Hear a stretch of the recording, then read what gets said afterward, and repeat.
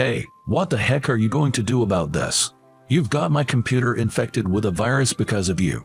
Being yelled at by my unreasonable boss, I couldn't talk back and just waited for time to pass. Then, it happened. I'm going to have to cancel the $500,000 car I had asked you to order before. A quiet yet firm voice echoed in the showroom. I recognized the man who said this to my boss. He was an elderly man I had seen before, collapsed from heat stroke at a crossroads. You are off my case right now. The elderly man declared this. My boss's lips trembled. Little did he know that this incident would lead to a downward spiral in his life. I'm Matthew, a 28-year-old car life advisor working at a well-known luxury foreign car dealership that everyone knows.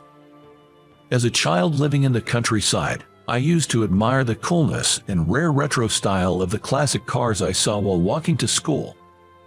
Around the same time, after watching a European car action movie, I got excited about the various cars' designs, speed, and the coolness of the actors driving them, and dreamed of driving cars just as coolly one day.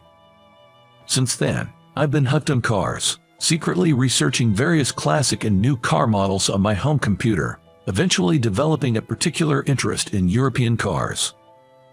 Initially, I just wanted to ride and drive them, but gradually my dream evolved into wanting to work surrounded by such cool cars. After graduating from college, my dream came true when I got a job at the American headquarters of a European car manufacturer. After a few years at a dealership in New York, my passion led to excellent performance. This time, I was set to transfer to a branch in a regional area for the first time. Tough break. When my transfer was announced, a senior had said this to me. Bad luck. You're being transferred, right? Yes. Have you heard about that branch? No. What about it? The branch I was transferring to was among the top in sales in the region. It's clear that the types of cars sold and their frequency differ between New York and regional areas. While working at my current store, it's possible that my performance might drop, but is it really as bad as being called unlucky? As I pondered, my senior leaned in, looking uneasy. The branch itself is fine, it's just that the branch manager seems to be a difficult person. The branch manager. Apparently, there have been various problems, and new employees quit quickly due to this, leading to constant understaffing. Your transfer might be to fill in for a veteran employee who just left. I see.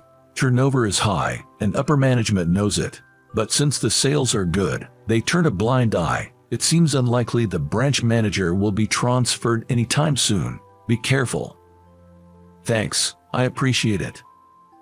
With a vague sense of unease, I prepared for my move from the headquarters to the regional branch. My name is Matthew. I'm looking forward to working with you all. On my first day of transfer, during the morning meeting where I was introduced, I sensed a somewhat cold atmosphere. The staff did applaud, but it felt mechanical, lacking warmth. Having come from the headquarters and knowing what my senior had told me, I was somewhat prepared, but it didn't feel like a warm welcome from anyone, not just the branch manager. The notorious branch manager was named Ken, and soon enough, I was to learn the truth behind the rumors I had heard from my senior. I'll be out for sales visits now. Take care of the rest. Yes. What's with that look? Got a problem? No, nothing at all. Ken, intimidating one of the staff members, glanced around and smirked before leaving the showroom. When Ken's car was out of sight, I approached a staff member sitting at the neighboring desk. Excuse me. Yes. Where did Ken go? Is there really sales visits? Oh, if you're going to work here, you shouldn't get involved in that. Ken just went to slack off. Slack off? Yes, it's usual for him. He dumps his work on his junior colleagues and is probably napping in some parking lot by now. He'll be back soon, though. Hearing this resigned sigh, I was at a loss for words. Is that really allowed? I didn't get any more details, But when I asked other staff members, I got similar responses. Apparently, Ken has been doing this for years, piling work on his junior colleagues while he slacks off. He usually returns around noon with a refreshed look, as usual. True to their words, Ken returned around 1 p.m. His face did indeed look refreshed. "Back already, Ken?" "Yeah. Did you finish what I asked?" "It's done, right?" "Sorry, it's not done yet." When one staff member apologized, Ken's smirking face turned angry. "Not done yet? Are you kidding me?" He suddenly raised his eyebrows and started yelling. "I'm so sorry. I'll finish it right away." "Geez, you're too slow. Think about efficiency. You were probably doing unnecessary stuff." Ken, hitting the desk with documents, intimidated the staff member completely. Tired of yelling, Ken looked around. And inevitably, our eyes met. Feeling a chill at his smirk, I casually looked away, but it was too late. I later learned that I was the only one who had looked up at that moment. Ken walked briskly towards me. "How's the progress on the task I asked you about this morning?" he asked. "Yes, it's already done." I handed over the compiled data, which he took carelessly and skimmed on the spot. Then, laughing through his nose, he said, "As expected of the elite from the headquarters, your work quality and speed are different, huh?" Sarcastically, he returned to his desk. I am not sure he disliked that or not, but I soon became a target for Ken. Initially, I only took care of my own tasks, finishing them before Ken returned, but gradually he seemed to dislike that and started piling more work on me. Naturally, it was an amount of work that couldn't be finished just in the morning, and I was unable to complete it all, leading to days of being yelled at and pointed out. I knew I was being used as an outlet for stress. The other staff members didn't help me since they were not targeted while I was, and they even stopped making eye contact with me. No wonder newbies don't thrive in such an environment, and it wouldn't be surprising if someone quit at any time. But as just an employee, there was nothing I could do but bear the brunt of this injustice. One day, on my day off today, I was taking a walk in the neighborhood for a change of pace. The country air reminded me of my childhood, bringing a sense of nostalgia. The smell of the wind, the sound of the trees swaying. Being healed by the atmosphere I couldn't feel in the city, I enjoyed the scenery. But it was really hot today. Wiping the sweat that was beading, I thought about getting an iced coffee and bought one from a vending machine. That's when my cell phone rang, and with a heavy feeling of foreboding, I looked at the screen. As expected, it was Ken calling. Ken often called me, regardless of whether it was my day off or not.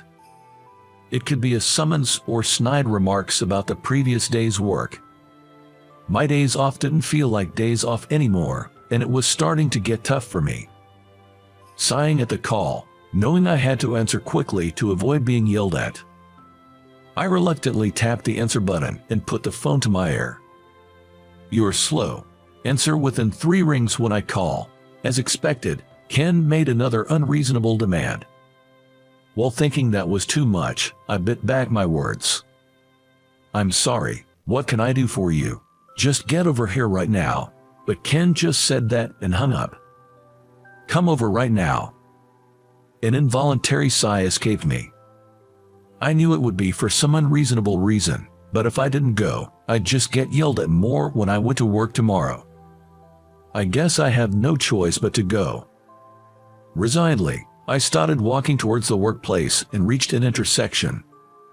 There, I saw an elderly man walking unsteadily, clearly in bad shape. "Are you okay?" I blurted out and rushed over, just as the old man seemed to lose consciousness and was about to fall. I managed to catch him just in time, supporting his body desperately. Sir, can you hear me?" The old man's body was burning hot, yet he wasn't sweating at all. It was heat stroke. I needed to get him somewhere cool. Looking around, I found a bench in the shade of a tree and took him there. I only have the iced coffee I just bought, but it's better than nothing. I removed one layer of the old man's clothing and pressed a can of iced coffee against his neck. I really wanted to give him water, but there were no vending machines or convenience stores nearby. And I couldn't leave the old man alone to go buy something. Hello, emergency services. Yes. An old man seems to have heat stroke and is about to collapse. He's barely conscious, and I'm cooling him down with a can of iced coffee now. Yes, yes. Understood. Please hurry. Having called an ambulance, I continued talking to the old man. The ambulance is coming. Don't worry, you'll be okay. Please come quickly. While I was panicking about what to do next, I heard a voice. Oh, what's happening here? A lady who happened to pass by spoke to me. Isn't that you, Thomas? What's going on? Do you know this gentleman? Yes, yes. Is it heat stroke? Have you called an ambulance? We're waiting for it now. I really wanted to give him some water, but this is all I have. I have some iced tea with me. Let's try giving him that for now. Is that okay? Of course, and I'll contact Thomas's family as well. Thank you so much. The lady quickly contacted the old man's family, and in the meantime, I gave him the iced tea she had handed me. I'll let the family know as well. The ambulance will be here soon. Let's stay strong. As she encouraged him, the old man nodded a few times, though his consciousness was still hazy. A few minutes later, the ambulance arrived safely. I handed over the situation to the paramedics, thanked the lady, and then rushed off to work. By the time I arrived at work, it had been over 30 minutes since Ken's call. You're late. What time do you think it is? As expected, Ken yelled at me furiously, making me jump. No matter how much I explained that I couldn't leave the old man, I knew Ken wouldn't listen, so I just let his yelling go in one ear and out the other. The reason Ken called me turned out to be trivial. He said something was wrong with his computer and wanted me to fix it. The issue was basic, so I couldn't help but think how he could manage as a branch manager with such trivial complaints. You can go home now, he said. Wanting to leave as soon as possible, I left the workplace without saying a word. Worried about the old man, I didn't go straight home but instead went to the lady's house to ask about him. Fortunately, he was safe, which relieved me. Although I was appalled by Ken's attitude, being able to help someone left me feeling somewhat refreshed as I went to sleep that night. Dreading another day of Ken's yelling, I went to work the next day only to find the workplace in an uproar. What's going on? Matthew, it's serious. Something's wrong with Ken's computer. His computer. Ken was yelling all over the place, and all the staff were at their wits' end. Amidst this, Ken spotted me arriving and rushed over. Hey, Matthew. Yes. What are you going to do about this? Your fault, my computer got infected with a virus. What do you mean? Don't play dumb. You did something yesterday. I didn't do anything. Liar. How are you going to fix this?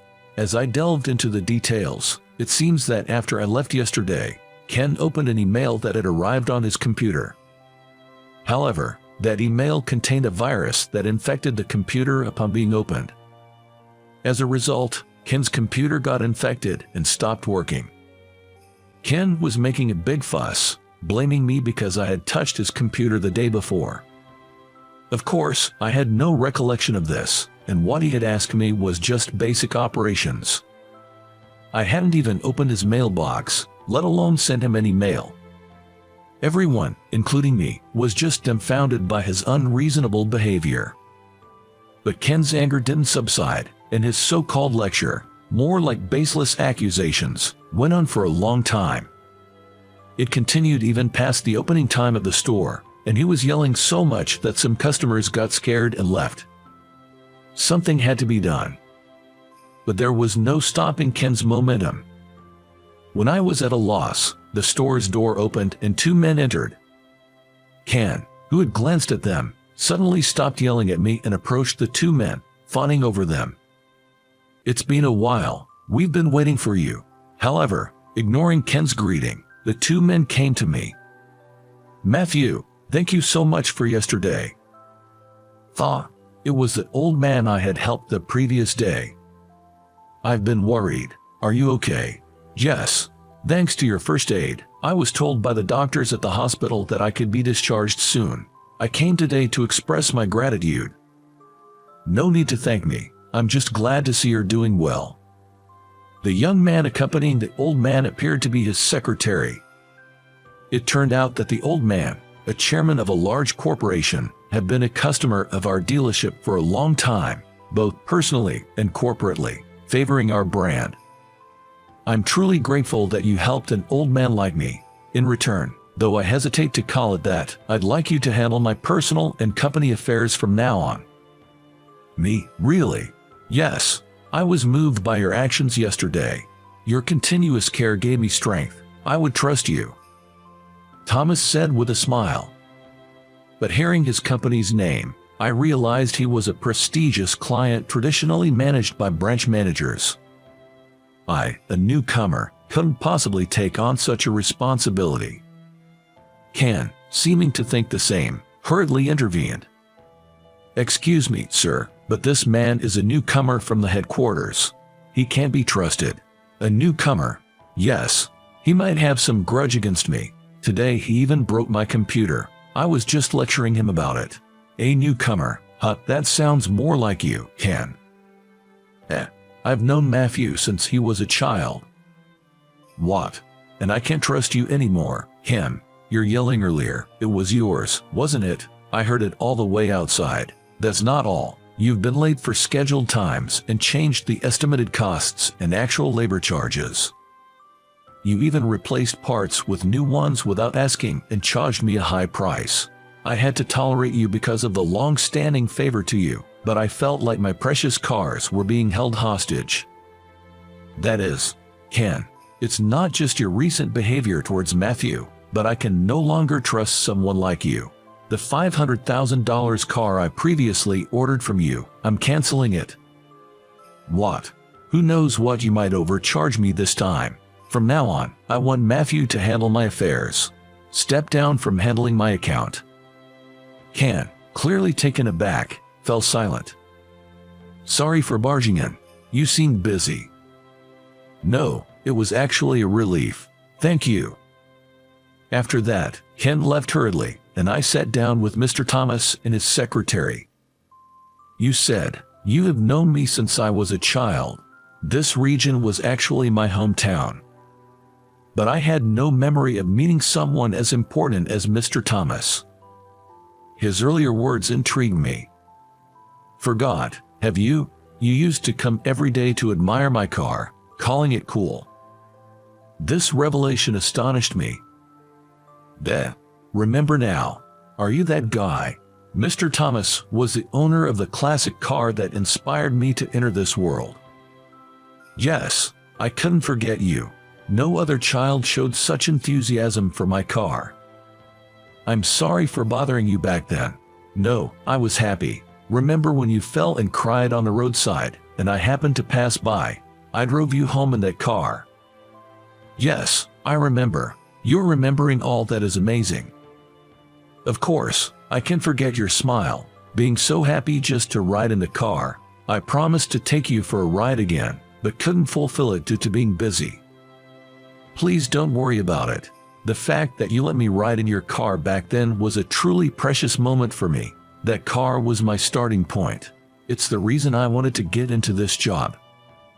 When I heard about the transfer from the headquarters to my hometown, I accepted immediately, hoping I might see that classic car again. I wanted to thank you for that time, but I was so focused on the cars that I honestly didn't remember your name and had no leads. But to meet you again like this, I never imagined it. It feels like a dream come true, and I'm so happy. Before I knew it, I was passionately speaking with tears of joy, and Thomas listened happily. Actually, I've been maintaining that car from back then. I still drive it to this day. Is that so? You should come and see it again. And to think, that boy from back then has grown up so well. It sure makes me feel my age. Mr. Thomas smiled deeply with a sense of nostalgia. Then, his secretary spoke up. Sir, it's almost time. Yes, Matthew, I'm sorry to rush, but I need to ask for your help with my car's maintenance. Yes, I'll check with the mechanics right away. Please wait a moment. I quickly confirmed with the mechanics and took the keys from Thomas. After handing over to the mechanics, the secretary came outside and spoke to me. "Matthew, it's been a while. Don't you remember? We went to the same middle school. I'm Keith." "Keith, from the basketball team. Are you that Keith?" "Yeah." The secretary was Keith, my senior from the basketball club during middle school. Back then, he was known as a bit of a troublemaker, but now he looked like a successful businessman in his suit, which surprised me. I probably wouldn't have recognized him if he hadn't said anything. Actually, it was me who sent that email to Ken's computer. "What? I knew you had returned to your hometown. News spreads fast in the countryside. I knew Ken had been targeting you, so I wanted to get back at him. I sent the email just as Thomas was about to visit. He was so happy talking about how you helped him yesterday, so I carried out the plan thinking Mr. Thomas would surely help you. I'm sorry for using you like that." I was left speechless. It seemed I had been dancing on Keith's strings the whole time. Of course, Mr. Thomas doesn't know any of this, and his feeling unwell yesterday was genuine. I'm grateful you helped him. Thank you, truly. No, don't mention it. You must have been surprised when you came to work today, but don't worry, the virus was only meant to startle. It won't cause any real damage. It should be back to normal soon. I didn't intend to cause any harm to the company. Indeed, it was only Ken's computer that had been affected by the virus. Ken, thinking his computer was ruined, would surely be red-faced if he knew the truth. I shouldn't be proud of it, but after all the trouble he caused, Mr. Thomas was also quite relieved. Keith's mischievous grin sent a chill down my spine. "You haven't changed at all, Keith." "Is that so? Well, I've always been this kind of person." "Haha, I definitely don't want to make an enemy of you, Keith." "I'll take that as a compliment." Keith was always smart and loved pranks. I remember when our club coach unjustly scolded us and Keith ran off with his wig, leaving us all to face the consequences, but everyone felt better afterward. I've already informed the headquarters about Ken, so don't worry. We're working with our lawyer to refund the overcharges Ken made to Thomas. His future looks pretty bleak now. Seeing his cunning smile, I vowed never to cross Keith. Later, I learned that the good sales at our dealership were largely due to Thomas's purchases of personal and company cars. Ken losing Thomas as a client meant losing everything for him. Mr. Thomas told me he had no choice but to continue dealing with us because there were no other dealerships nearby, and he particularly liked our brand's safety and design. Especially that classic car he first let me ride in. He bought it with his first earnings and had a strong attachment to it. He was pleased to have someone admire it as cool and to have such a significant impact on that person's life. 2 years later, I was working as the branch manager of that dealership. Ken had quietly resigned at some point. "Do you want to know what happened to Ken after that?" Keith asked me, but I shook my head, not wanting any more involvement. Even though I was still new as a store manager, I felt that the dealership, which had been listless under Ken, was beginning to come alive again. "I'm counting on you." Receiving such encouraging words from customers who visit the store fills me with joy. Mr. Thomas has been coming every 3 months since then to maintain that classic car. Being able to see the cool car that inspired me to pursue this career again makes my work days more fulfilling. One day, Mr. Thomas invited me for a drive. The thought of riding in that classic car again makes my heart race, almost to the point of tears. Remembering me as a child, caring about a small promise made so long ago, placing trust and expectations in someone like me. All of these are blessings, things I shouldn't take for granted. I want to keep working diligently and sincerely to repay this kindness. As I step into the car that was my starting point, I make a vow in my heart.